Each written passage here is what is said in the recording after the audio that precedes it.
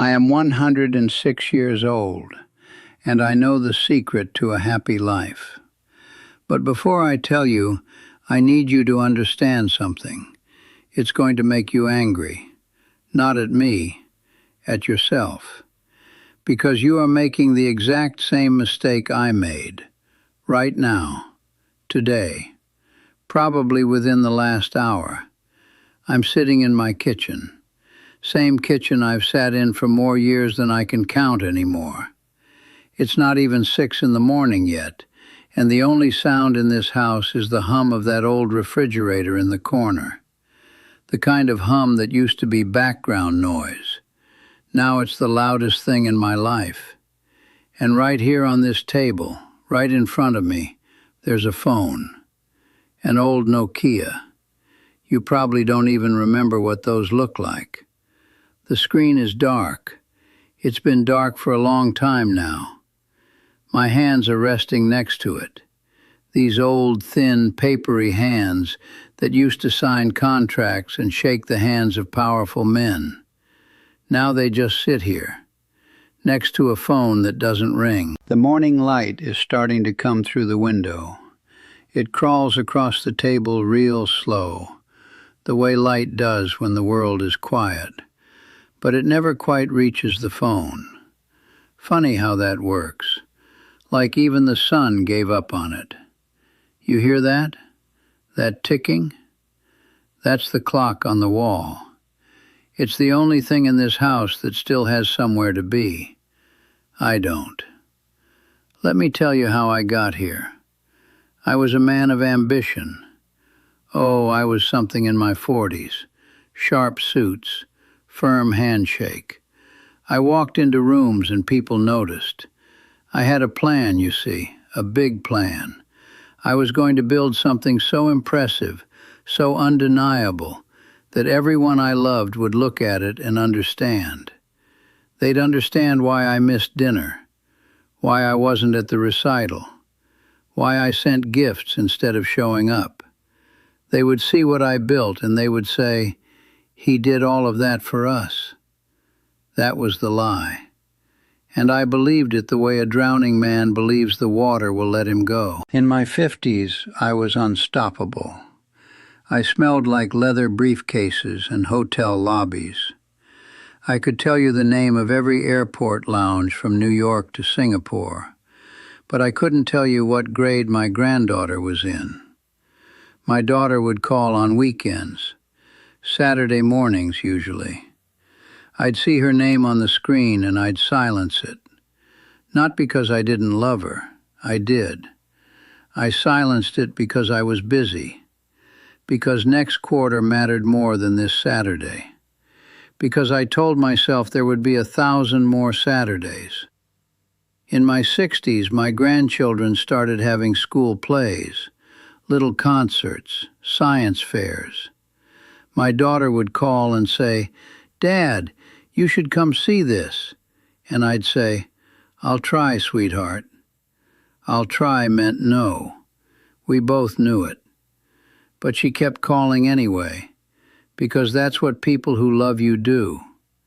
They keep trying even when you give them every reason to stop. My colleagues applauded me.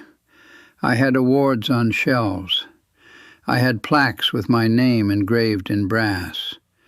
Men I barely knew shook my hand and called me an inspiration. And I ate it up. Every bit of it. I thought that was the meal. I didn't realize it was sawdust. You want to know where those awards are now? On a shelf in the hallway, covered in dust. I can see them from where I'm sitting. Nobody looks at them. Nobody cares, including me. They're just things. Things I traded my family for. I believed the world would wait for me. That once I was finished building, I'd turn around and everyone would still be standing there, smiling, arms open. They weren't. Now let me tell you about the day that broke me. I need you to hear this. Really hear it. I was 89 years old.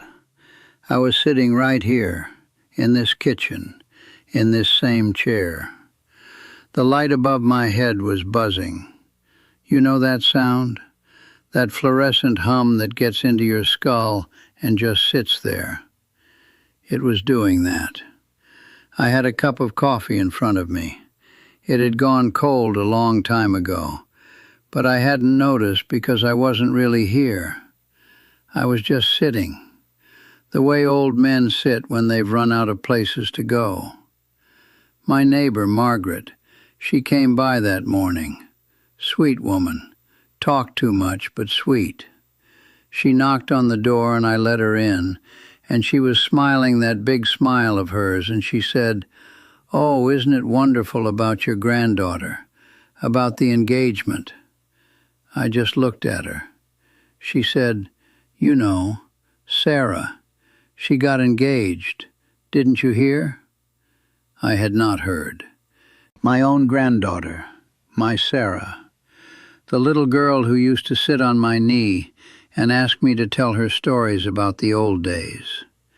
She got engaged to the man she loved, and she didn't call me. She told her mother.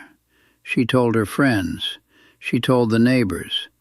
And somehow the news made it all the way down the street and around the corner and through Margaret's door before it ever reached mine. 3 days. It took 3 days for me to find out, and I found out from a woman who lived 4 houses away. I sat in this kitchen after Margaret left. The light was buzzing above me. The coffee was cold. And I picked up this phone, this same phone right here, and I looked at the screen. No missed calls, no messages, nothing. So I called her. I called Sarah. She picked up on the 4th ring, and her voice was pleasant. That's the word, pleasant. Not excited, not warm the way it used to be when she was little, and she'd scream "Grandpa" into the phone like it was the best word she knew. She was just pleasant, polite, the way you talk to someone you're obligated to be nice to. I said, "Sarah, I heard the wonderful news. Congratulations, sweetheart."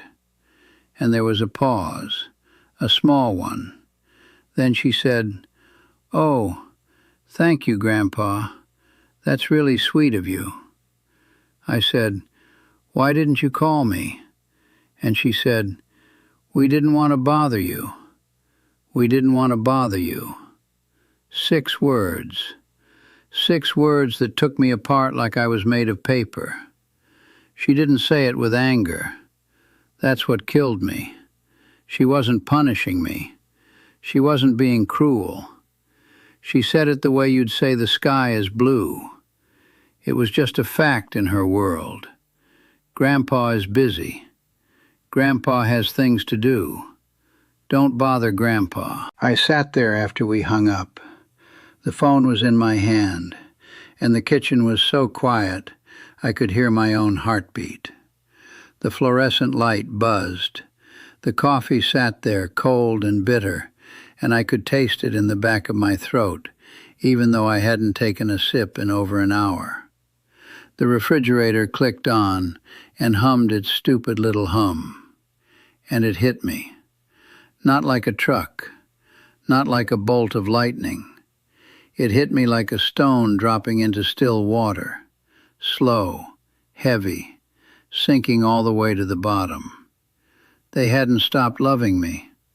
That's what I need you to understand. My daughter, my grandchildren, they hadn't stopped loving me. That would have been easier, honestly. If they'd hated me, I could have fought that. I could have argued. I could have shown up with flowers and apologies and grand gestures. But they hadn't stopped loving me. They had simply stopped expecting me to care. There is a difference between someone leaving you and someone quietly deciding you're not someone they share their joy with anymore. The first one is a wound. The second one is a verdict. My family had reached a verdict about me, and they didn't even deliver it with anger. They delivered it with a shrug, with a pleasant voice on the 4th ring, with, We didn't want to bother you. That is the moment I broke. Not in a dramatic way. Old men don't break dramatically. I just sat in this chair and realized that I had spent 60 years building a life that nobody wanted to visit. Now I'm 106. And every morning I sit here. Same chair, same table, same phone. I charge that phone every single night. I plug it in before I go to bed like it's some kind of prayer. Like maybe if I keep it alive, someone will call. And every morning I come down here in the dark, and I sit, and I look at it, and the screen is dark, and the table is empty, and the house is quiet. My grandchildren visit. I should be grateful for that, I suppose. They come on holidays mostly, sometimes a birthday. They bring flowers, and they sit in the living room, and they talk to me in that careful voice. That voice people use when they're being polite, but they're watching the clock. They ask me how I'm feeling. I say, fine. They say, that's good. Then someone checks their phone and says they should probably get going. But here's the thing that guts me. Here's the part I can't get over. When they're in the other room, when they don't know I'm listening, they laugh. They laugh loud and free and real, the way people laugh when they're comfortable, when they're home. And then I walk in, and it gets quiet. Not silent, just quieter, careful, like they turned the volume down. I am not their home. I am a visit, an obligation, a name on a calendar. This phone rings sometimes. I won't lie to you. It rings and my heart jumps every single time, like a fool who never learns. And it's the pharmacy telling me my prescription is ready. Or it's one of those scam calls, a robot voice asking about my car warranty. I don't even have a car anymore. But it's never the call I want. It's never a voice saying, Grandpa, guess what happened today? It's never someone calling just because they thought of me, just because something good happened and I was the person they wanted to tell.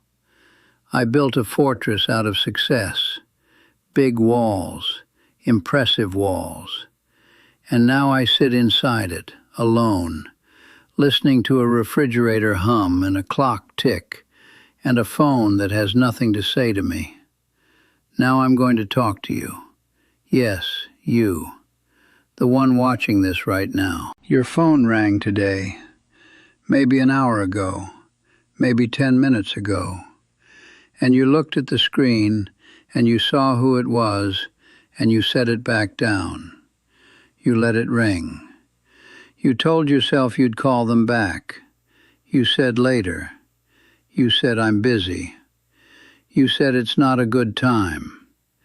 I said that for 60 years. Stop it. Stop it right now. I don't care what you're building. I don't care what your 5-year plan looks like. I don't care about your promotion, your startup, your grind, your hustle, whatever you people call it now. None of it will sit with you at the kitchen table when you're 106. None of it will call you to share good news. Pick up the phone. Call your mother back. Go to the dinner you said you were too tired for. Ask your kid about that silly little thing they were excited about, the thing you half listened to this morning while checking your email. Look at them when they're talking. Not at a screen, at them. Because here's the secret. Here's the thing I learned 70 years too late. Happiness was never in the future I was building. It was never in the next deal or the next quarter or the next milestone. It was in the calls I didn't answer. It was in every, I'll be there next time. It was in every, not now, sweetheart. It was in every single moment someone I loved reached out their hand to pull me into their joy. And I said, later. Later is where I live now. And let me tell you something about later. It is the emptiest place on earth. You still have time. That's the difference between you and me. You still have time and you are wasting it on things that will not remember your name. The secret to a happy life? Pick up the phone. Pick it up while it still rings.